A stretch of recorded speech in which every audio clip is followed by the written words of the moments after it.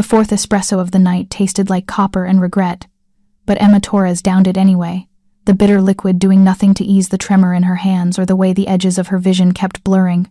72 hours. That's how long it had been since she'd slept more than 90 minutes at a stretch. Monday.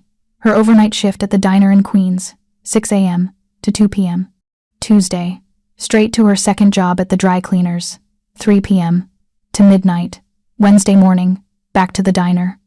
And now, Thursday evening at 7:43 p.m., she was starting her shift at Marcello's, the upscale Italian restaurant in Manhattan, where the tips were good enough to justify the hour-long subway ride and the dress code that required heels she couldn't afford to replace. Preparing and narrating this type of story took us long efforts and hard work, so if you are enjoying the story, please consider subscribing to our channel. Her feet already hurt. The cheap black pumps from Payless were developing a hole in the left sole, and every step sent a spike of pain through her arch. But Emma smiled anyway, tied her apron with hands that shook just slightly, and checked her reflection in the kitchen's stainless steel refrigerator. 26 years old, but the exhaustion made her look older. Dark circles under her green eyes that concealer couldn't quite hide. Light brown hair pulled back in a ponytail that met Marcello's standards but did nothing to soften the hollowness in her cheeks. She'd lost weight over the past 3 months, the kind of weight loss that came from choosing between eating and keeping the electricity on. If you're enjoying this story so far, don't forget to hit the like button and subscribe. Drop a comment telling me where in the world you're watching from. I love hearing from you. The electricity had won last month. Food could wait. Her 7-year-old daughter, Sofia, needed lights to do homework, needed the refrigerator to keep her insulin, cold, diabetes, type 1, diagnosed 8 months ago, and the financial devastation had been immediate and absolute. Even with insurance that barely qualified as insurance, they were drowning. $300 a month for insulin, another $200 for test strips. The continuous glucose monitor that Emma couldn't afford but Sofia needed cost $400 a month out of pocket. $900 monthly for supplies to keep her daughter alive, on top of rent, utilities, food, and the remaining hospital bills from Sofia's diagnosis that had landed them in the emergency room for 3 days. Emma's ex-husband, Marco, had disappeared 6 months ago. Stopped answering calls, changed his number, abandoned the support payments that the court had ordered but never enforced. She'd tried tracking him down through family, through friends, through the restaurant where he used to work. Nothing. Just vanished like he'd never existed, leaving Emma with a second grader who needed medication that cost more than most people's rent. So Emma worked 3 jobs, 85 hours a week, sleeping in fragments between shifts. Her mother watched Sofia during the day, a blessing Emma could never adequately repay. But her mother was 68 with arthritis and high blood pressure, and Emma saw the strain in her eyes every time she dropped Sofia off at 5:30 in the morning before catching the train to Queens. Table assignments, Richard, the floor manager, called out in the pre-shift meeting. His voice carried the particular irritation of someone who enjoyed the small power of controlling other people's earnings. Emma, you've got Section 3. Tables 12 through 18. Section 3. The back corner near the kitchen, where couples on first dates got seated. Where the turnover was fast but the tips were small because people ordering appetizers and house wine didn't drop the kind of money that translated to meaningful gratuities. Emma nodded, didn't argue. She'd learned months ago that arguing with Richard only made things worse. He'd give her the worst stations, the most demanding customers, anything to punish independence. The restaurant opened at 8 p.m. By 8:15, her section was full. Emma moved on autopilot, muscle memory carrying her through the routine. Water glasses filled, specials recited, orders taken with a smile that felt painted on but looked genuine enough. Table 12 wanted modifications to everything. Table 14 sent back their wine because it wasn't cold enough. Table 16's couple was having a fight, intense whispers that made Emma wish she could be anywhere else. Her hands shook when she carried the tray of entrees for table 15. She'd noticed it getting worse over the past week. The tremor that came from exhaustion so profound her body couldn't quite control fine motor functions anymore. But she steadied herself, delivered the plates without incident, smiled through their complaint about the portion sizes. By 9:30, the dinner rush hit full force. Every table in her section occupied, tickets backing up in the kitchen, Richard snapping orders about timing and table turns. Emma felt like she was moving through water, everything slightly delayed, her brain struggling to process information at normal speed. She'd started seeing double around 9:45. Just for a second, just a flicker, where table 17 became 2 tables overlapping. She blinked hard, rubbed her eyes when no one was looking, told herself she just needed to make it to midnight. 4 more hours. She could survive 4 more hours. Except she'd thought that yesterday, and the day before. And every day for the past 3 months since Marco disappeared, and the medical bills started arriving in avalanches of envelopes marked urgent and final notice. Table 18 was new. Emma approached with her water pitcher and menus, her professional smile firmly in place despite the way her vision kept blurring. At the edges, 4 men in dark suits occupied the table. Expensive suits, the kind tailored specifically for their bodies, rather than bought off racks. They looked like money, the old kind that didn't need to be loud about itself. The man at the head of the table made Emma pause mid-step. He was maybe 35, with black hair swept back from a face that belonged in Renaissance paintings, all sharp angles and classical Italian features. His eyes were so dark they looked black in Marcello's ambient lighting, and a thin scar cut through his left eyebrow, white against olive skin. He wore his authority like other men wore cologne, subtle but impossible to ignore. The way his companions waited for him to speak first, the way the hostess had led them to table 18, the best table in Emma's section, maybe the best in the restaurant with unusual deference. "Good evening," Emma managed, her voice steadier than she felt. "Can I start you with water or something from the bar?" "Water, for the table," the man said. His voice was quiet, controlled, with an accent that suggested Italian heritage shaped by American schools. "And bring us your wine list. The extended one, not the public menu." Emma nodded. Marcello's had a private wine list for select customers, bottles that cost more than her monthly rent. Richard had told her about it but never let her serve from it. She returned with water glasses and the leather-bound private wine list. Her hands shook as she set down the glasses, water sloshing slightly over the rim of one. She grabbed a napkin quickly, wiped it up, apologized. The scarred man watched her with an intensity that made her skin prickle. Not threatening exactly, but assessing. Like he was reading a language written in her exhaustion and barely controlled tremors. "The Barolo," he said, pointing to something on the wine list that Emma didn't look at, because she knew she couldn't afford to know what it cost. The 2007, not the 2009. "Of course." Emma wrote it down, started to turn away. "Miss," his voice stopped her. "When did you last eat?" The question caught her so off guard that she answered honestly. "Yesterday." "Lunch, I think." His expression didn't change, but something flickered in those dark eyes. "Bring yourself something from the kitchen when you bring our wine. Charge it to this table." "I can't, you can. And you will." It wasn't a request. Emma fled to the bar, embarrassed and confused. Michael, the bartender, raised an eyebrow when she ordered the Barolo. "Table 18? Yeah, who are they?" Michael's expression shifted, became more careful. "You don't know?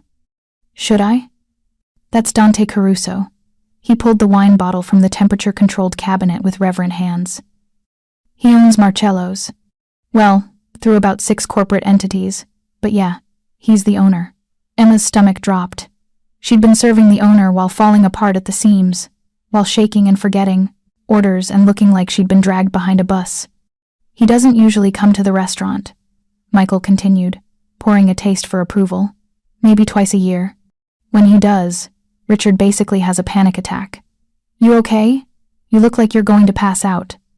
"I'm fine." The lie came automatically. Emma had been fine for 3 months. Fine through eviction notices and shut-off warnings, and her daughter crying because they couldn't afford the upgraded insulin pump her endocrinologist recommended. Fine was all she had left. She carried the wine back to table 18 on a tray that felt impossibly heavy. Presented the bottle to Dante Caruso, poured the taste, waited for his approval. He nodded, and she filled 4 glasses with hands that shook despite her best efforts. "Your food," he reminded her when she started to leave. "I'm not hungry. That's not what I asked." He held her gaze until she looked away first. "Go eat. We'll wait for our order until you do." It was one of the strangest interactions Emma had ever had with a customer. She retreated to the kitchen, grabbed a bread roll from the prep station because it was quick and free, forced herself to eat it even though her stomach had forgotten what hunger felt like. The bread sat heavy and uncomfortable, but she felt marginally less shaky afterward.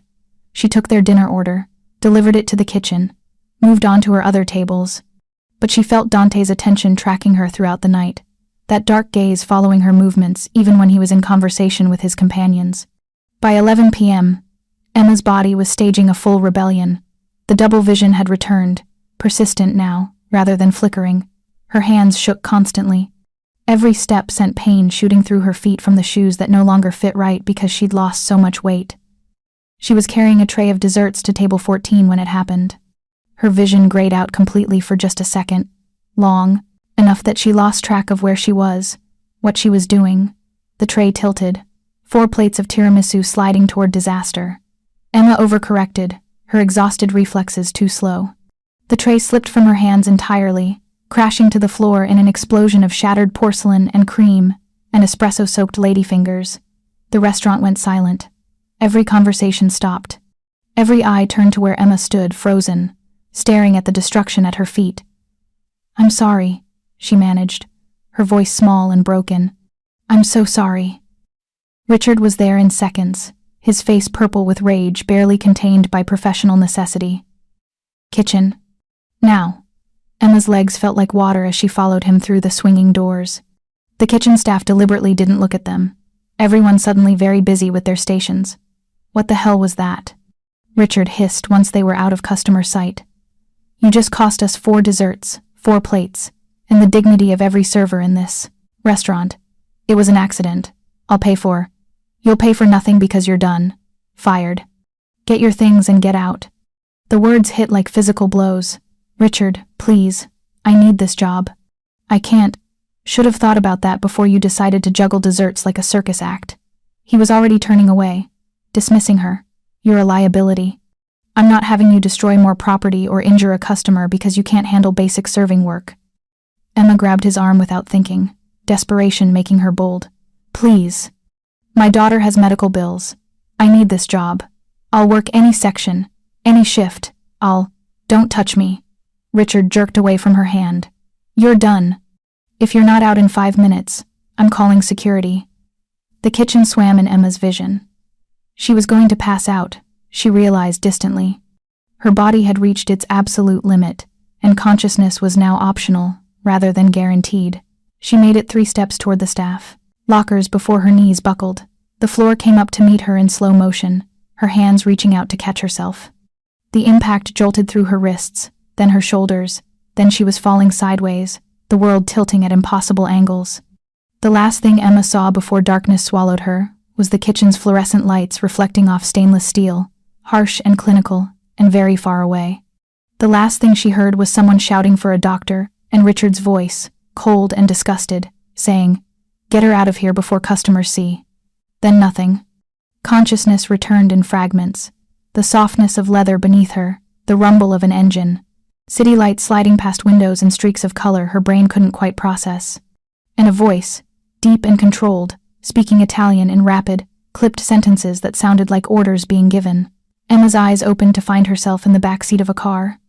An expensive car, the kind with seats that felt like butter and ambient lighting that didn't hurt her exhausted eyes. She tried to sit up, but a gentle hand on her shoulder kept her horizontal. "Don't move yet."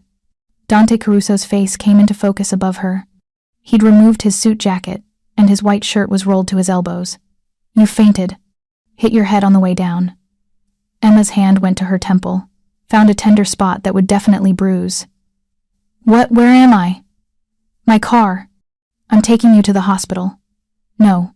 She tried to sit up again, panic overriding exhaustion. "I can't afford a hospital. Please, just take me home. You passed out from exhaustion and possible malnutrition. You need medical attention. I need to get home to my daughter." Emma finally managed to push herself upright, the car spinning slightly before settling. "What time is it?" 11:45. Her mother would be worried. Sofia would be scared if Emma didn't come home. "I need to go. Thank you for whatever you did, but I have to leave." Dante studied her with that same intense assessment from earlier.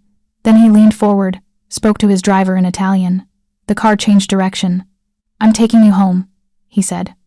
"But tomorrow, you're seeing a doctor. One I'll send to your apartment. Non-negotiable." Emma wanted to argue, but she didn't have the energy. "Richard fired me." "I know. I fired Richard." She stared at him. "What?"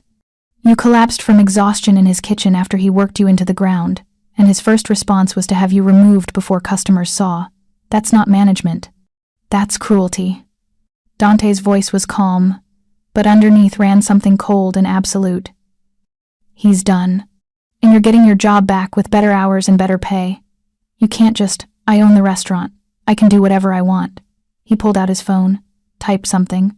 Give my driver your address. Emma was too tired to fight. She recited her address in Queens to the driver, a quiet man who nodded and adjusted, their route without comment. Then she leaned back against the leather seats and tried to understand what had just happened. Why are you helping me? She asked quietly. Dante was silent for a long moment. When I was 8 years old, I watched my mother work herself into a hospital stay because my father spent their money on gambling and alcohol. She worked 3 jobs, slept maybe 4 hours a night, and one day, she just collapsed, just like you did tonight. He looked out the window at the city passing by. No one helped her. Everyone just said she should have been more careful, should have taken better care of herself, as if the problem was her choices instead of a system designed to break people like her, like you. Emma felt tears prick her eyes, exhaustion stripping away her ability to control emotions.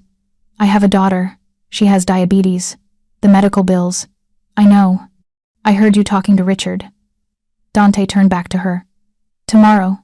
My doctor will come to your apartment. He'll check you over, make sure the fainting didn't cause any damage.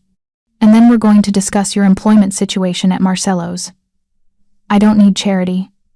Good, because I'm not offering charity. I'm offering employment restructuring for someone who clearly has value but is being exploited by incompetent management. His expression was serious. You showed up tonight after probably not sleeping for days, and still managed to serve tables with professionalism until your body physically couldn't continue. That's not lack of ability. That's lack of support. The car pulled up outside Emma's building, a tired walk-up in Queens that had seen better decades. Dante's driver got out first, opened Emma's door, helped her stand when her legs proved unsteady. Dante emerged from the other side, buttoned his suit jacket with practiced ease. I'm walking you up. You don't have to. I'm walking you up. His tone left no room for argument. They climbed 3 flights of stairs, Emma, clinging to the railing, Dante's hand hovering near her elbow, ready to catch her if she stumbled. At her door, Emma fumbled with her keys until Dante gently took them from her shaking hands and unlocked it himself. Her mother, Rosa, appeared immediately, worry creasing her face. Emma, I was so worried. You never answered your phone, and it's almost midnight. She stopped, seeing Dante. Who are you? A friend from work, Emma said quickly. I fainted at the restaurant. He drove me home. Rosa's worry shifted to action, pulling Emma inside, guiding her toward the couch. Sofia appeared in the doorway to her bedroom, 7 years old in princess pajamas, her continuous glucose monitor visible on her arm. Mama! She ran to Emma, wrapping small arms around her waist. You're home. Abuela said you might be late, but I wanted to wait up. Emma hugged her daughter, breathing in the scent of children's shampoo and home. I'm here, baby. Go back to bed. School tomorrow, but bed. I'll check on you in 5 minutes. Sofia trudged back to her room with the dramatic reluctance of second graders everywhere. Rosa was already in the kitchen, heating water for tea that Emma probably needed but didn't want.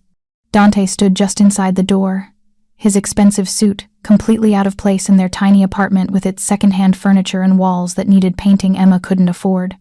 But he didn't look uncomfortable, just observant, taking in details with that same assessing gaze. Tomorrow, he said quietly. My doctor will be here at 10 a.m. His name is Dr. Castellano. He knows you're coming. Mr. Caruso. Dante. He pulled out a card, set it on the small table by the door. My direct number. If you need anything before tomorrow, call. Then he was gone, the door closing softly behind him. Emma stared at the card, at the embossed lettering that spelled out Dante Caruso, along with a phone number and nothing else. Rosa appeared with tea, settling beside Emma on the couch.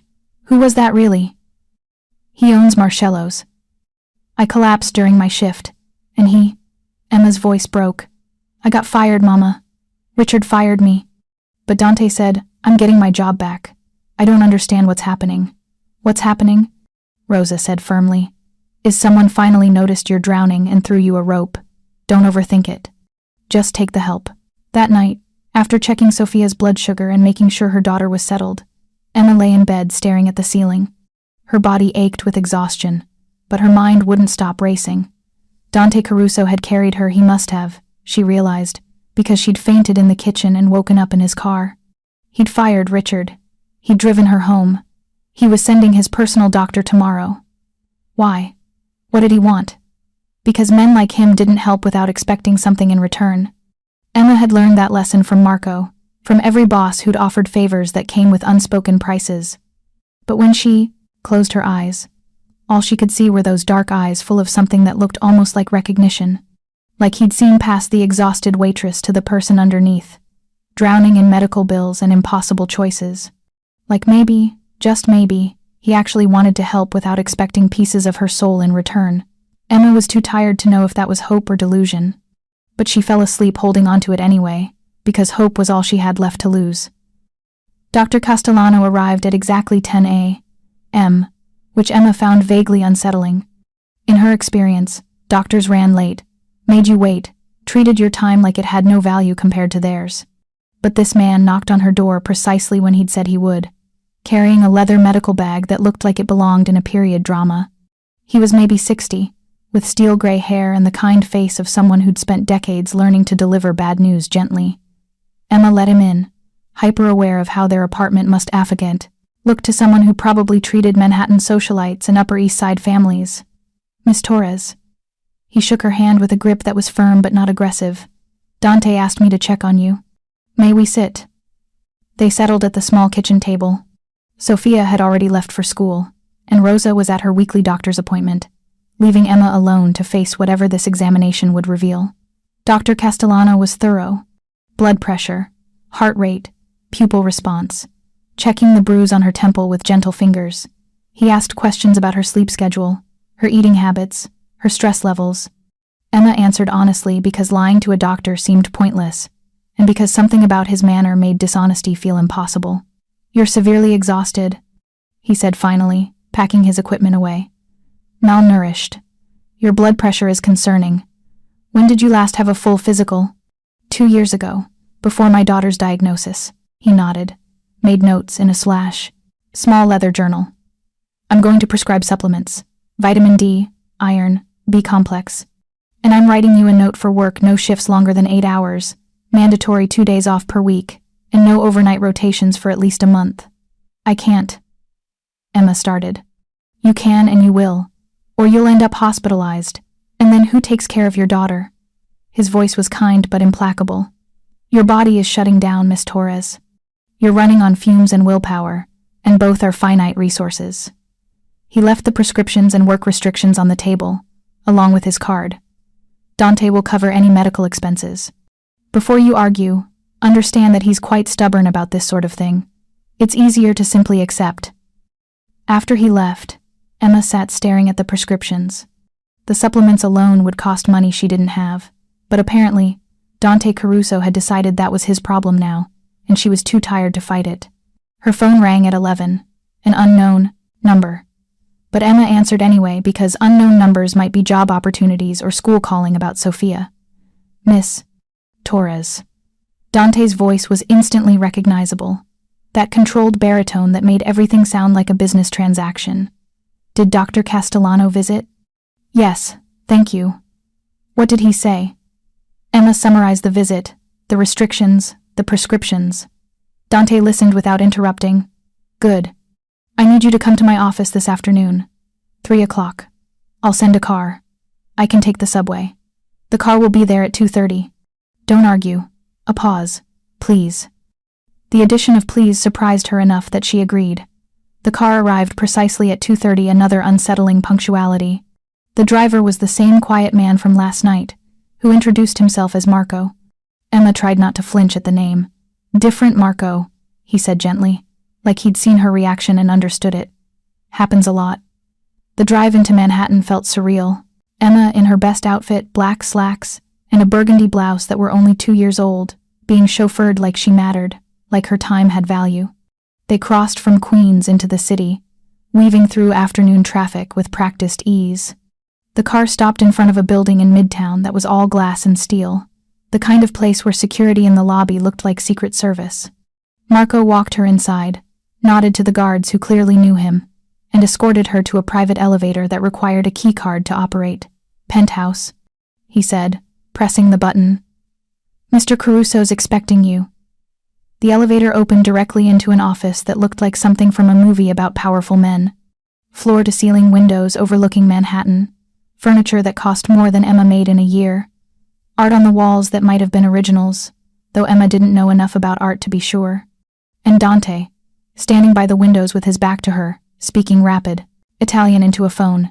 He wore another impeccable suit, charcoal gray this time, and even from behind he radiated authority. He finished his call, turned, and his expression shifted into something that might have been approval. "You came. You sent a car." Seemed rude to refuse. A slight smile touched his mouth. "Sit. Please." Emma chose one of the leather chairs facing his desk, a massive thing made of dark wood that looked like it weighed more than her entire living room set.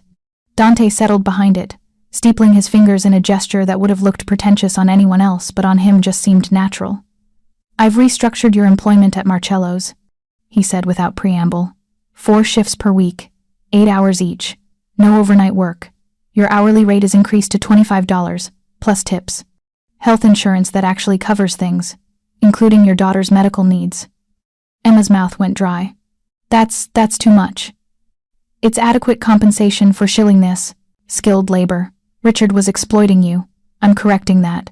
He pulled out a folder, slid it across the desk. "This is your new contract. Read it. Take it to a lawyer if you want." "I'll wait." "I can't afford a lawyer." "Then I'll provide one." But Emma, the use of her first name made her look up from the contract. "This is legitimate. No hidden clauses. No expectations beyond showing up and doing the job you're already good at." She read through the contract slowly, waiting for the catch. But it was exactly what he'd described. Better pay, better hours, health insurance that would actually cover Sofia's insulin and supplies. "Why?" she asked quietly. "You don't know me. Why would you do this?" Dante was silent for a long moment, his dark eyes studying her with that same intensity from last night. Then he stood, walked to the windows, hands in his pockets. "My family came to New York 4 generations ago with nothing," he said, his voice quieter than she'd heard it. "My great-grandfather worked in restaurants, construction, anywhere that would hire an Italian immigrant who barely spoke English. He died at 40 from a heart attack, leaving my great-grandmother with 4 children and no income." He turned back to face her. "She did what you're doing. Worked herself into the ground to keep her children fed. And our neighborhood helped. Not out of charity, but out of understanding that we take care of our own. That when someone is drowning, you pull them up. I'm not family. No. But you're someone who needed help. And I was in a position to give it." His expression was unreadable. "That's enough." Emma wanted to believe him. God, she wanted to believe that someone with power and money might help, without expecting pieces of her in return. But years of disappointment had taught her to be suspicious of generosity. "What do you really want?" she asked. Dante returned to his desk, settled back in his chair.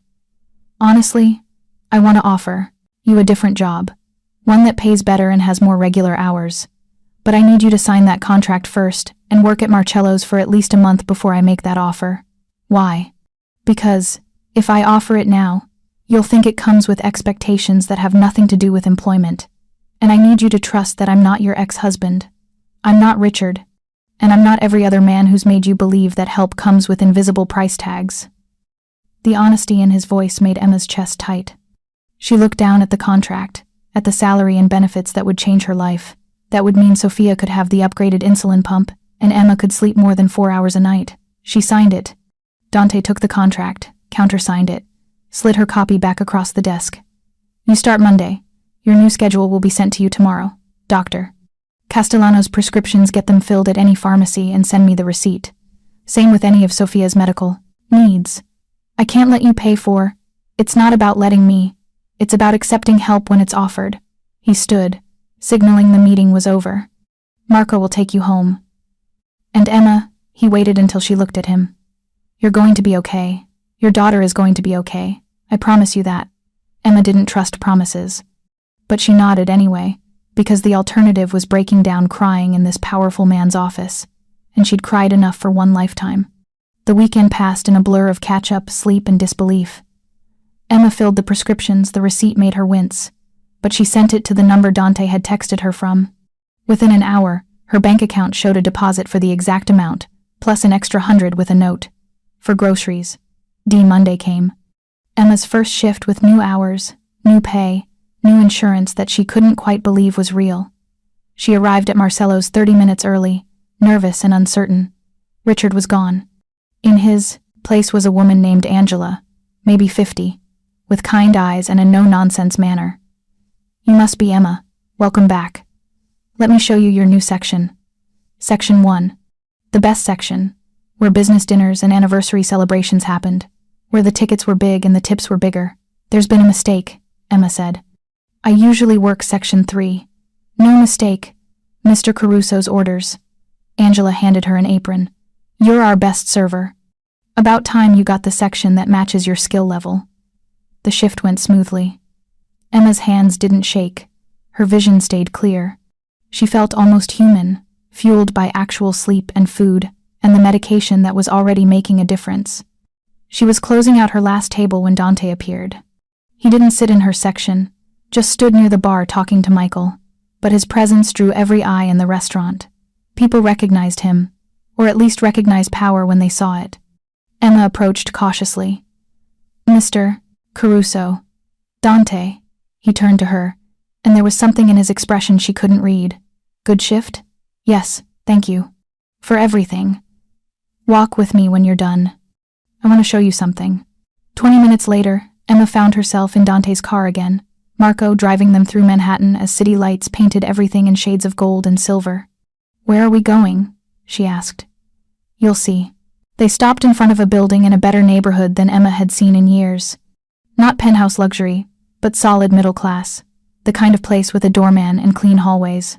Dante led her inside, up to the 3rd floor, unlocked apartment 3C.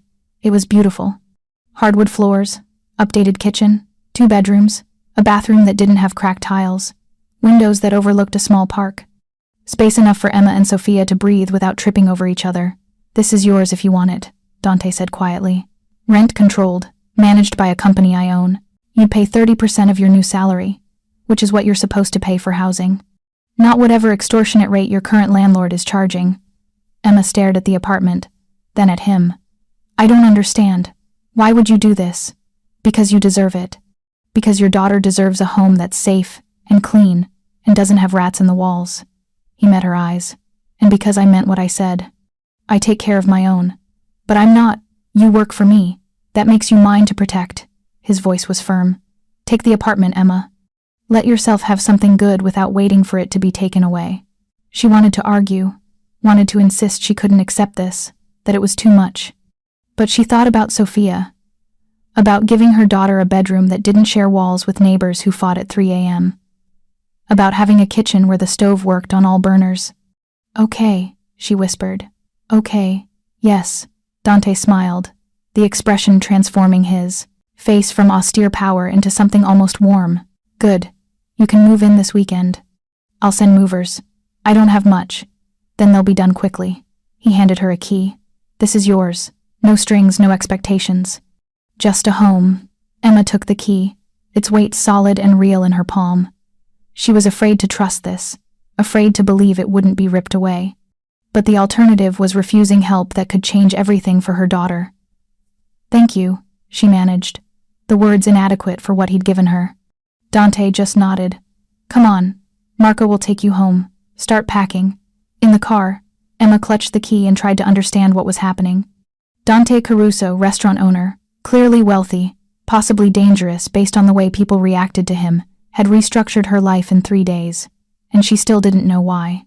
But as they crossed back into Queens, Emma realized she was too tired to care about his motives. If he was offering salvation, even temporary, she was going to take it with both hands. She'd figure out the price later. 3 months passed like a dream Emma was afraid to wake from. The new apartment transformed their lives in ways she hadn't anticipated.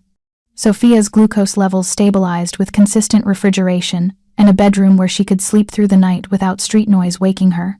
Rosa visited twice a week, her face glowing with relief every time she saw her granddaughter thriving.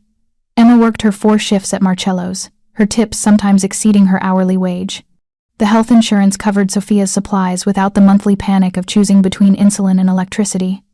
For the first time in 8 months, Emma could breathe without feeling like she was drowning. But Dante remained an enigma. He came to Marcello's once a week, always sitting in section 1, always ordering the same thing, the Barolo, and whatever Angela recommended from the kitchen. He was polite, professional, treated Emma exactly like any other server except for the way his eyes tracked her movements when he thought she wasn't looking. They didn't talk beyond the necessary transaction of ordering and serving. But Emma felt his presence like a physical thing, protective and watchful, and inexplicably comforting. She'd tried to research him online, but the results were maddeningly vague. Dante Caruso, owner of multiple restaurants and real estate holdings across New York. No social media presence. A few society page photos from charity events where he looked uncomfortable in a tuxedo. Nothing that explained the deference people showed him, the way conversations stopped when he entered a room. It was Angela who finally told her the truth. 3 months and 2 weeks after Emma had signed her new contract, she was closing up section 1 when Angela approached with 2 glasses of wine. "Sit," Angela said, settling at table 12. "You've been working here long enough. You deserve to know who you're working for." Emma sat, accepted the wine, waited. "Dante Caruso's family has been in New York for 4 generations, Angela began. "They started as immigrants, like he told you, worked legitimate jobs, restaurants, construction. But they also did what immigrant families did back then to survive. They created their own systems of support and protection in neighborhoods where the police didn't come and the law didn't care." Emma's stomach tightened. "You're saying I'm saying his family has connections. Legitimate businesses, yes, but also ties to organizations that operate outside traditional legal structures." Angela took a sip of wine. Dante inherited the family business when he was 25. His father had cancer, retired early, and Dante was brilliant enough to make it work. What kind of business? Restaurants, real estate, import-export. All completely legal now. Dante spent 10 years cleaning everything up, making sure every dollar could withstand IRS scrutiny. But the reputation remains. The respect that comes from a name that used to mean something different. Emma processed this, trying to reconcile the man who'd carried her to his car with the implications Angela was dancing around. "Why are you telling me this?" "Because he's going to offer you that other job he mentioned. And you should know what you're accepting before you say yes." Angela's expression was serious. "Dante Caruso is a good man, better than his father, better than most men with his kind of power. But he's also dangerous in ways that have nothing to do with breaking laws. He's dangerous because when he decides someone is his to protect, there's no limit to what he'll do for them." "I'm not," Emma started. "You are. Have been since the night you collapsed in his restaurant." Angela stood, taking her empty wine glass. "The job he's going to offer is personal assistant. Better pay, regular hours, working directly for him. It's legitimate work, Emma. But it means being in his orbit permanently. Think carefully before you agree." That night, Emma lay in her comfortable bed in her safe apartment, staring at the ceiling and trying to understand what she'd stumbled into. Dante Caruso came from a family with Mafia connections, even if his businesses were now clean. He'd helped her because what? Guilt? Genuine compassion? Some twisted sense of obligation to his great-grandmother's memory? And why did she care about his motivations when the help was real? When Sofia had the medicine she needed, and Emma could sleep, and they lived somewhere safe, the answer came uncomfortably, because Emma was starting to feel something for him that had nothing to do with gratitude. Something that sparked every time he looked at her with those dark, assessing eyes. Something that made her heart race when he said her name. She was falling for a man who was essentially her employer, who came from a world she didn't understand, who had the kind of power that could destroy her as easily as it had saved her. It was possibly the stupidest thing Emma had ever considered, and yet, the job offer came 2 days later. Dante called her directly, asked her to come to his office on her day off. Emma agreed, told her mother she had an appointment, left Sofia watching cartoons with strict instructions about her glucose monitor. Marco picked her up in the familiar car. The drive to Midtown felt different now, weighted with knowledge Emma wished she could unlearn. Dante's office looked the same, impressive windows, expensive furniture, art that probably cost more than Emma would make in a lifetime. But he looked different. Tired, maybe, or worried. His suit was slightly rumpled, like he'd been wearing it for more than one day. "Thank you for coming," he said, gesturing to the chair across from his desk. "How are you? How's Sofia?" "We're good. Really good. Thanks to you. I'm glad." He was quiet for a moment, drumming his fingers on the desk in an uncharacteristic show of uncertainty. "I need to tell you something before I make the offer I promised." Emma's stomach nodded. "Okay. My family, we came from a world that operated outside traditional law. My grandfather, my father, they did things I'm not proud of. Things that were necessary in their view, but that I've spent the last decade trying to distance myself from." He met her eyes. "I run legitimate businesses now. Everything legal, everything clean. But the reputation remains, the connections remain, and people still see my name and make assumptions." "Angela told me," Emma said quietly. Something flickered in his expression. "Of course she did. Angela's been with the family for 30 years. She understands loyalty." He leaned back in his chair. "I'm telling you this because I want to offer you a job as my personal assistant. It's well paid, normal hours, working directly with me, managing schedules and correspondence. But it means being associated with my name, my reputation. And I need you to understand what that means." "What does it mean?" "It means some people will treat you with respect you haven't earned, because they respect me. It means others will make judgments about your character based on who you work for. It means being in my world, which is complicated in ways I wish it weren't." Emma studied him. He looked almost vulnerable, this powerful man asking her to step into his orbit while warning her away at the same time. "Why me?" she asked. "You could hire anyone. Someone with experience, credentials, someone who doesn't see me as a person first and a name second." Dante's voice was quiet. "You treat me like I'm human, Emma. Not a boss, not a legacy, not a reputation. Just someone who helped when you needed it. Do you have any idea how rare that is?" The honesty in his voice made her chest ache. She thought about the past 3 months, how he'd given her space to recover while checking in periodically, how he never demanded gratitude or made her feel indebted, how he looked at Sofia during the one time they'd crossed paths in the building lobby with genuine warmth, asking about school and her favorite subjects like children mattered beyond obligation. "Can I ask you something?" Emma said. "Anything. That night I collapsed. Why did you carry me to your car instead of calling an ambulance?" Dante was quiet for a long moment. "Because ambulances cost money you didn't have. Because hospitals would have stabilized you and sent you home with instructions to rest and reduce stress, without understanding that you couldn't afford to do either. Because I could help directly, and that seemed more useful than following protocol. And the apartment, the job restructuring, all of it? Because I watched my mother work herself into the ground, and no one helped. Because I have resources I didn't earn, I inherited them. Luck of birth and using them to help someone who actually needs. It seems like the minimum ethical requirement of having wealth." He paused.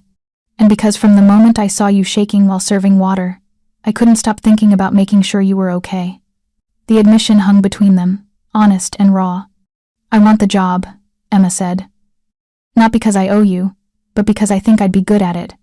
And because—" She hesitated, then pushed forward. "Because I want to understand you better. This world you come from, the person you are beyond helping strangers in restaurants." Dante's expression shifted into something that might have been relief or hope or both.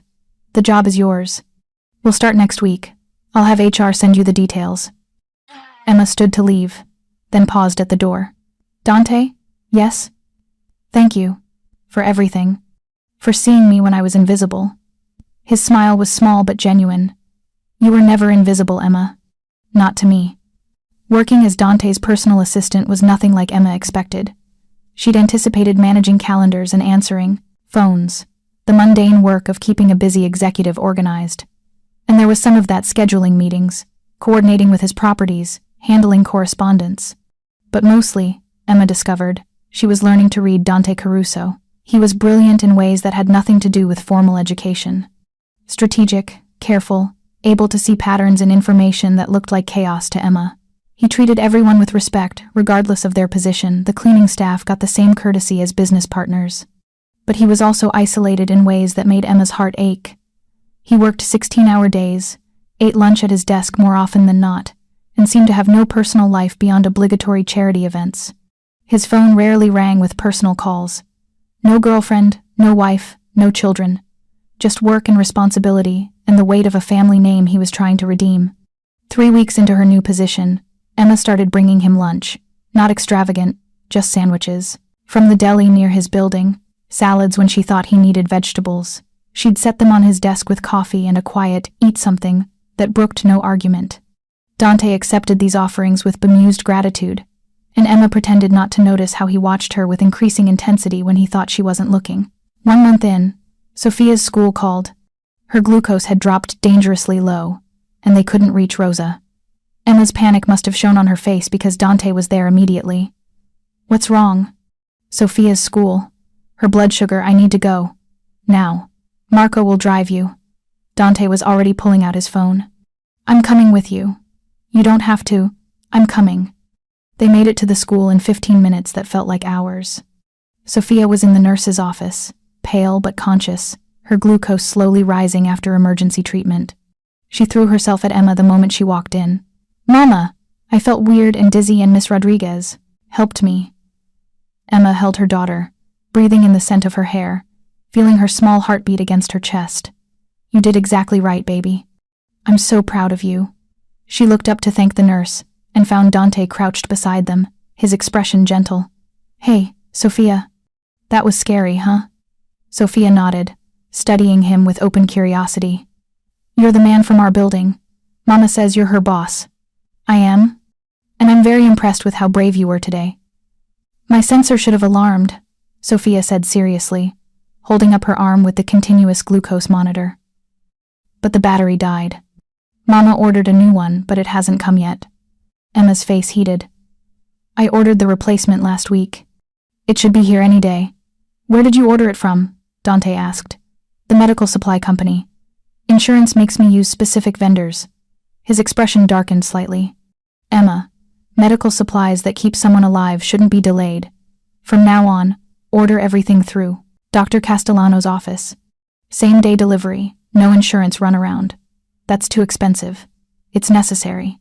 His tone left no room for argument. Then he softened, turning back to Sofia. "How about we stop for ice cream on the way home? I think surviving a blood sugar crash deserves celebration." Sofia's eyes lit up. "Really?" Emma wanted to object, to maintain boundaries between employer and personal life. But Dante was already helping Sofia to her feet, already making her daughter smile, and Emma found she didn't have the heart to refuse. They stopped at a small Italian ice cream parlor Dante knew. Sofia ordered chocolate with sprinkles, chattering about school and friends and her favorite teacher. Dante listened with genuine attention, asking questions that showed he actually cared about the answers. Emma watched them together and felt something in her chest crack open. This powerful man, this person with a complicated past and dangerous connections, was sitting in an ice cream parlor talking to a 7-year-old about second-grade math, like it was the most important conversation of his day. "Thank you," she said quietly when Sofia was distracted by her ice cream, "for coming, for caring." Dante met her eyes, and the intensity there made her breath catch. "Emma, if you haven't figured it out yet, I care about considerably more than just your employment situation." The admission hung between them, heavy with implications Emma wasn't sure she was ready to examine. That night, after Sofia was asleep and Rosa had gone home with promises to check in tomorrow, Emma sat in her living room and tried to understand what was happening. Dante Caruso had saved her, yes, had given her stability and safety and hope. But somewhere in the past 4 months, he'd also become something else. Someone she thought about constantly. Someone whose rare smiles made her heart race. Someone she wanted to know in ways that had nothing to do with employment. She was falling in love with him. The realization terrified her. Dante was her employer, came from a world she didn't understand, had power that could destroy her. And yet when she closed her eyes, all she could see was how he'd looked at Sofia today. How gentle his voice had been. How he'd dropped everything to drive across the city because Emma's daughter was in trouble. How he'd said he cared about considerably more than just her employment situation. Emma didn't know what to do with these feelings, but as she fell asleep that night, she allowed herself to imagine what it might be like if Dante felt the same way. If this impossible connection between them might become something real. The shift happened gradually, then all at once. After the incident at Sofia's school, Dante started joining Emma for lunch. Not every day, but often enough that she began expecting him. They'd sit in his office with takeout containers spread across his massive desk, talking about everything and nothing. He asked about Sofia's school, her interests, how Emma's mother was doing. She asked about his restaurants, his real estate projects, the charity work he rarely mentioned, but she discovered through careful observation. She learned he was funny when he let his guard down, with a dry wit that made her laugh unexpectedly. That he read voraciously, everything from business journals to Italian poetry. That he played piano but never performed for anyone. That he carried the weight of his family's past like a physical burden, always trying to prove he was different, while knowing some people would never let him escape the legacy. Emma found herself sharing things she'd never told anyone. How scared she'd been when Sofia was diagnosed. How Marco's abandonment had made her doubt her worth. How sometimes she still woke up in panic, convinced the apartment and job and stability would vanish like a dream. "It won't," Dante said quietly during one of these conversations. "I promise you, Emma. Everything I've given you is permanent. No conditions, no takebacks. Why?" The question that had haunted her for months. "Why me? What do you get from this?" Dante was quiet for a long moment, his dark eyes studying her face like he was memorizing it. "Can I be honest? Please. I get to see you smile. I get to know Sofia is safe and healthy. I get to watch you become the person you were always meant to be before circumstances tried to break you." He paused. "And selfishly, I get your company, which has become the best part of my day." Emma's heart hammered. "Dante, you don't have to say anything. I know the position I'm putting you in. I'm your employer. I have power over your livelihood, and any feelings I have are complicated by that dynamic." His voice was careful. "But I also can't keep pretending I don't feel something for you that goes well beyond professional respect." "What if—" Emma took a breath, gathered her courage. "What if I feel the same way?" The hope that flooded Dante's expression was almost painful to witness. "Then we have a conversation about how to handle this appropriately. Because I won't put your job or your stability at risk. Not for anything." "So what do? We're honest with each other. We take it slowly. And we make sure you have security that exists independent of me, so you never feel trapped by our personal relationship." He pulled out a folder from his desk drawer. "I've been working with lawyers. This trust is in Sofia's name, funded enough to cover her medical expenses and education through college. It's irrevocable, even I can't touch it." Emma stared at the legal documents, tears blurring her vision. "You can't, this is too much. It's not enough. But it's a start." Dante's voice was gentle. "I need you to know you're secure no matter what happens between us personally. That choosing to be with me or not be with me doesn't affect your daughter's well-being. You've thought about this. I've thought about nothing else for weeks." He reached across the desk, his hand hovering near hers, not touching until she made the choice. "I'm in love with you, Emma. Have been since the night I watched you fall apart trying to keep everything together. And if you feel anything similar, I want the chance to see where this goes. But only if you feel completely free to make that choice." Emma looked at his hand, at the man offering her not just security but freedom. Freedom to choose him because she wanted to, not because she needed to. Freedom to walk away if this didn't work. Freedom to be an equal partner rather than someone rescued and obligated. She took his hand. "I'm terrified," she admitted. "Of this, of you, of what it means to care about someone with your kind of power." "I know. I'm terrified too." Dante's thumb traced circles on her palm. "But I think we could be extraordinary together, if you're willing to try." Emma thought about the past 4 months. How Dante had helped without asking for anything in return. How he treated her daughter with genuine affection. How he'd fired a manager for cruelty and restructured a restaurant to treat employees like human beings. How every action he'd taken had been about making her life better, not about controlling her. "I want to try," she said, but slowly. We'll go as slowly as you need. I'm not going anywhere." They had their first official date a week later. Dante picked a small Italian restaurant in Brooklyn, far from his Manhattan properties, where they could be relatively anonymous. They ate pasta and talked for hours, the conversation flowing as easily as it did in his office, but without the desk between them. He walked her to her door afterward, his hand warm and steady in hers. "Can I see you again?" Actually date you? Not just lunch in my office? Yes. Emma rose on her toes, pressed a soft kiss to his cheek. I'd like that. She caught his sharp intake of breath, the way his hand tightened on hers. But he didn't push for more, just smiled and waited until she was safely inside before leaving. Emma leaned against her door and tried to calm her racing heart. She was dating Dante Caruso, the man who'd saved her, who'd seen her at her worst and decided she was worth investing in, who looked at her like she was precious rather than broken. It felt impossible. It felt terrifying. It felt exactly right. They dated for 3 months, careful and slow. Dinners in quiet restaurants, walks through Central Park with Sofia between them. Movie nights in Emma's apartment where Dante sat on her second-hand couch like it was a throne and made her daughter laugh with terrible jokes. He never pushed for more than Emma offered, never made her feel obligated, never used his power in ways that made her uncomfortable. He was patient in a way that spoke to genuine care rather than strategy. Emma fell deeper in love with him daily. She saw sides of him no one. 3 months passed like a dream Emma was afraid to wake from. The new apartment transformed their lives in ways she hadn't anticipated. Sofia's glucose levels stabilized with consistent refrigeration and a bedroom where she could sleep through the night without street noise waking her. Rosa visited twice a week, her face glowing with relief every time she saw her granddaughter thriving. Emma worked her 4 shifts at Marcello's, her tips sometimes exceeding her hourly wage.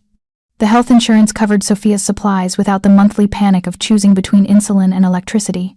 For the first time in 8 months, Emma could breathe without feeling like she was drowning. But Dante remained an enigma.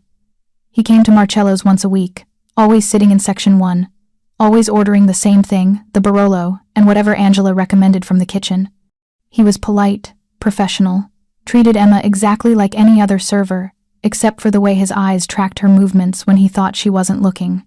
They didn't talk beyond the necessary transaction of ordering and serving. But Emma felt his presence like a physical thing, protective and watchful and inexplicably comforting. It was Angela who finally told her the truth. 3 months and 2 weeks after Emma had signed her new contract, she was closing up section 1 when Angela approached with 2 glasses of wine. Sit, Angela said, settling at table 12. You've been working here long enough. You deserve to know who you're working for. Emma sat, accepted the wine, waited. Dante Caruso's family has been in New York for 4 generations, Angela began. They started as immigrants, like he told you. But they also created their own systems of support and protection in neighborhoods where the police didn't come and the law didn't care. Emma's stomach tightened. You're saying, I'm saying his family has connections. Legitimate businesses, yes, but also ties to organizations that operate outside traditional legal structures. Angela took a sip of wine. Dante inherited everything when he was 25. He spent 10 years cleaning it all up, making sure every dollar could withstand scrutiny. But the reputation remains. Emma processed this, trying to reconcile the man who'd carried her to his car with the implications Angela was dancing around. Why are you telling me this? Because he's going to offer you that other job he mentioned, and you should know what you're accepting. Angela's expression was serious. Dante Caruso is a good man, better than his father, better than most men with his kind of power. But he's also dangerous because when he decides someone is his to protect, there's no limit to what he'll do for them. I'm not, Emma started. You are. Have been since the night you collapsed in his restaurant. Angela stood. The job he's going to offer is personal assistant. It's legitimate work, Emma. But it means being in his orbit permanently. Think carefully before you agree. That night, Emma lay in her comfortable bed, staring at the ceiling. Dante came from a family with complicated connections, even if his businesses were now clean. He'd helped her because of guilt, or compassion, or some twisted sense of obligation to his past. And yet did his motivations matter when the help was real? When Sofia had her medicine, and Emma could sleep, and they lived somewhere safe, the uncomfortable truth was that Emma was starting to feel something for Dante that had nothing to do with gratitude. Something that sparked every time he looked at her with those dark eyes. Something that made her heart race when he said her name. She was falling for a man who was essentially her employer, who came from a world she didn't understand, who had the kind of power that could destroy her as easily as it had saved her. The job offer came 2 days later. Dante called her directly, asked her to come to his office. Emma agreed, her stomach knotted with anticipation. His office looked the same, but he looked different. Tired, maybe, or worried. His suit was slightly rumpled. "Thank you for coming," he said. "I need to tell you something before I make the offer I promised." Emma's stomach tightened. "Okay." "My family came from a world that operated outside traditional law. My grandfather, my father, they did things I'm not proud of. I've spent the last decade distancing myself from that." He met her eyes. "I run legitimate businesses now. Everything legal, everything clean. But the reputation remains. People still see my name and make assumptions." "Angela told me," Emma said quietly. "Of course she did." He leaned back. "I want to offer you a job as my personal assistant. Well paid, normal hours, working directly with me. But it means being associated with my name, my reputation, and I need you to understand what that means." "Why me?" Emma asked. "You could hire anyone with more experience. Someone who doesn't see me as a person first and a name second?" Dante's voice was quiet. "You treat me like I'm human, Emma. Not a boss, not a legacy, not a reputation. Just someone who helped when you needed it. Do you have any idea how rare that is?" The honesty in his voice made her chest ache. She thought about the past 3 months, how he'd checked in without demanding gratitude. How he'd looked at Sofia in the building lobby with genuine warmth, asking about school like children mattered. "I want the job," Emma said. "Not because I owe you, but because I think I'd be good at it. And because I want to understand you better." Dante's expression shifted into something that might have been relief. "The job is yours." Working as Dante's personal assistant revealed layers Emma hadn't expected. He was brilliant, strategic, careful, able to see patterns in chaos. He treated everyone with respect, from cleaning staff to business partners. But he was also isolated. 16-hour days, lunch at his desk, no personal life beyond obligatory charity events. His phone rarely rang with personal calls. No girlfriend, no wife, no children, just work and the weight of a family name he was trying to redeem. 3 weeks in, Emma started bringing him lunch. Sandwiches from the deli, salads when he needed vegetables. She'd set them on his desk with a quiet, "Eat something," that brooked no argument. Dante accepted these offerings with bemused gratitude, watching her with increasing intensity when he thought she wasn't looking. 1 month in, everything changed. Sofia's school called. Her glucose had dropped dangerously low, and they couldn't reach Rosa. Emma's panic must have shown because Dante was there immediately. "What's wrong?" "Sofia's school. Her blood sugar, I need to go." "Now. Marco will drive you." He was already pulling out his phone. "I'm coming with you." They made it to the school in 15 minutes that felt like hours. Sofia was in the nurse's office, pale but conscious. She threw herself at Emma. "Mama!" "I felt weird and dizzy, and Miss Rodriguez helped me." Emma held her daughter, feeling her small heartbeat. "You did exactly right, baby." Dante crouched beside them, his expression gentle. "Hey, Sofia, that was scary, huh?" Sofia nodded, studying him. "You're the man from our building. Mama says you're her boss." "I am. And I'm very impressed with how brave you were today." They stopped for ice cream afterward. Sofia ordered chocolate with sprinkles, chattering about school. Dante listened with genuine attention, asking questions that showed he actually cared. Emma watched them together and felt something in her chest crack open.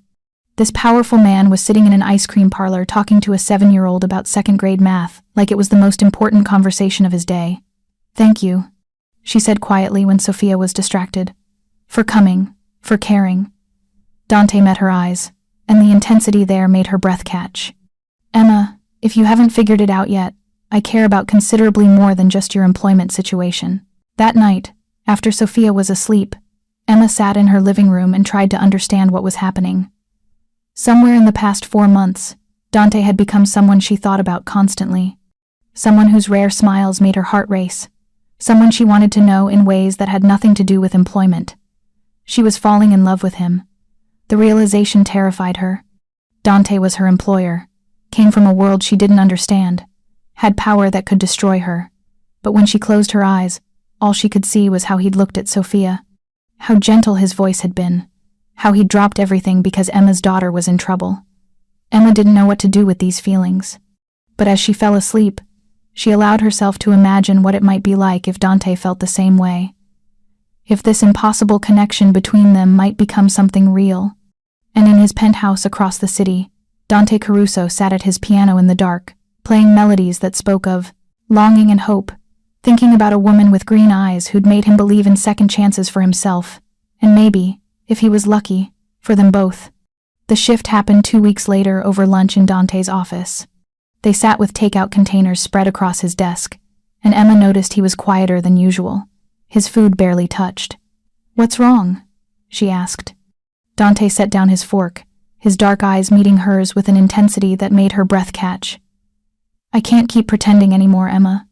Her heart hammered. "Pretending what?" "That I don't think about you constantly. That seeing you every day isn't the best part of my life. That I haven't been in love with you since the night I watched you fall apart trying to keep everything together." He leaned forward.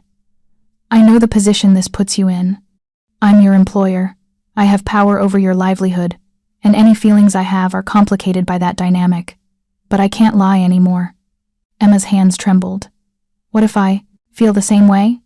The hope that flooded his expression was almost painful to witness. "Then we do this right." He pulled out a folder. "This trust is in Sofia's name, funded to cover her medical expenses and education through college. It's irrevocable, even I can't touch it. I need you to know you're secure, no matter what happens between us. That choosing to be with me or not doesn't affect your daughter's well-being." Tears blurred Emma's vision. "You've thought about this." "I've thought about nothing else for weeks." His hand hovered near hers. "I'm in love with you, Emma. And if you feel anything similar, I want the chance to see where this goes. But only if you feel completely free to make that choice." Emma looked at his hand, at the man offering her not just security but freedom. Freedom to choose him because she wanted to, not because she needed to. She took his hand. "I'm terrified," she admitted. "Of this, of you, of what it means. I know. I'm terrified too." Dante's thumb traced circles on her palm. "But I think we could be extraordinary together." Emma thought about everything he'd done, how he'd helped without asking for anything in return, how he treated her daughter with genuine affection, how every action had been about making her life better, not controlling her. "I want to try," she whispered. Dante stood, walked around the desk, and pulled her gently to her feet. His hand cupped her face with infinite tenderness. "May I kiss you?" Emma answered by rising on her toes and pressing her lips to his. The kiss was soft, careful, full of promise and hope, and the possibility of something beautiful. When they pulled apart, Dante rested his forehead against hers. "I've got you," he whispered. "For as long as you'll let me. Forever," Emma said, and meant it. 6 months later, in the apartment he'd given her that had become their home, with Sofia asleep in her room and the city lights painting everything golden, Emma Torres finally understood what she'd found. Not rescue, not charity, not obligation. Love, partnership, a man who saw her worth when she'd forgotten it herself. And that made all the difference. Preparing and narrating this type of story took us long efforts and hard work. So if you are enjoying the story, please consider subscribing to our channel.